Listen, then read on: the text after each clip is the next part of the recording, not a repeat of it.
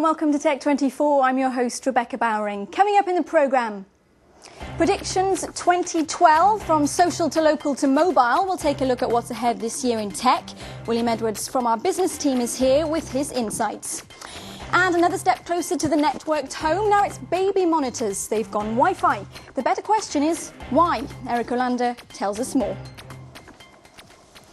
Happy New Year from all of us here at Tech24. I hope you're enjoying playing with the gadgets that Santa might have left you in your stocking. We thought now would be a good time to look ahead to the tech trends that might well define 2012. William Edwards from our business team joins me in the studio to take a look at all of that. Thank you for being with us, William. And let's start by talking about social networks. Of course, 2011 saw the birth of Google+, a rival for Facebook, and there are many, many more of them. And we're reaching some kind of saturation point in 2012. Well, we are seeing social networks getting towards some sort of maturity here. Of course, Facebook with around 800 million members already. So, and all of those other social networks as well, such as Twitter.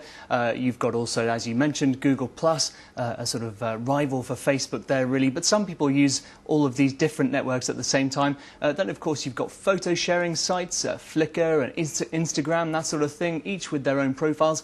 And that's before you even get to traditional media. A lot of times on Facebook, for instance, when you read a newspaper article or something, now it pops up because they're all linked into these. LinkedIn, of course, another one is another one for professional business networking. But they're all linked together, and they're getting more and more convergent. However, it is getting quite difficult now. There's quite a sort of tidal wave of information coming at you. And one of the trends that we may well be seeing in 2012 is this sort of idea of managing your information, getting the stream sort of down to size. Just in the last few weeks of 2011, actually, we've been seeing a few apps coming out, for instance, on the iPhone. Let's just take a look at one of these. You're going to show us Flipboard. I'm going to show you Flipboard here. This is Flipboard. This has been around on the iPad for some time, but it's just come out on the iPhone. You can see basically what I've done. I've put in my social networking information, my Facebook, my Twitter feed, etc., and it works out from that interesting stories, things that it thinks I might find interesting, and also things that my friends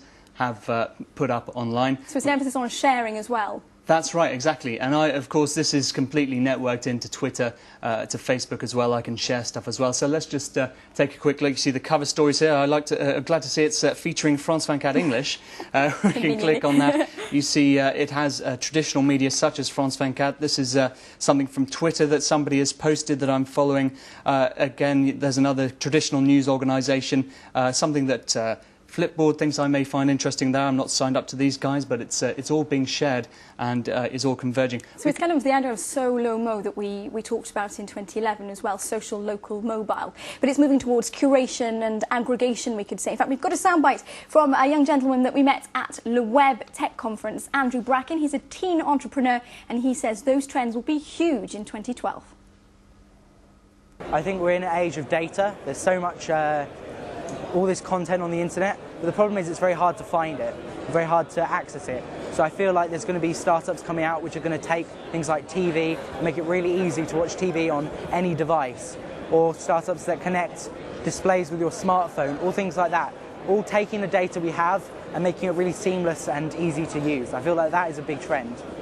So these sort of curation applications, of course, it's not just Flipboard. There's also Flood is one of them. Zeit is one that's just come out as well in the App Store. Pulse as well, I think. Pulse, exactly. And Evernote is a different way of managing your digital life. So you almost need a curation app for all these curation apps if you use all of them. We're now getting overloaded with those as well. Let's talk about hardware next. Of course, 2011 we saw the big battle between Android and Apple. That's continuing without a doubt in 2012 as well. Does that mean that some of their rivals are going to get sidelined? What's going to happen to RIM and Nokia and companies like that? Well, it's still very much early days, but Android and Apple, as you say, very much neck and neck at the moment. It's, no one really quite knows when you work out the installed base and how many units they've shipped, who's winning really in the smartphone wars. Of course, on its side, Android has the fact that there are many more manufacturers backing them, and of course they do tend to be cheaper, their machines, than Apple products. So they do have that on their side. Apple's still reaping the benefits from the innovation. It really did invent the sort of modern touchscreen smartphone as we know it, really, with the iPhone back in 2007. As for the competitors, well, Nokia, of course, still one of the biggest players in mobile telephony, they've partnered with Microsoft. Microsoft are now going to put their software on Nokia phones. So really, I suppose you could say Nokia will become just another sort of manufacturer of handsets without its own operating system, that sort of thing. But it could really give Microsoft the push it needs. On the other hand, let's have a look at RIM. They, of course, make the BlackBerry. They had a bit of a setback this year with the Playbook, which didn't really launch very well. They've seen a declining market share, so a difficult year for them. They've got to see a comeback, perhaps. Thanks very much for taking us through all of that, William Edwards. And your Twitter handle, just quickly? Will Edwards, at Will Edwards, can't go wrong. Thank you very much. Stay with us, Test 24 is next.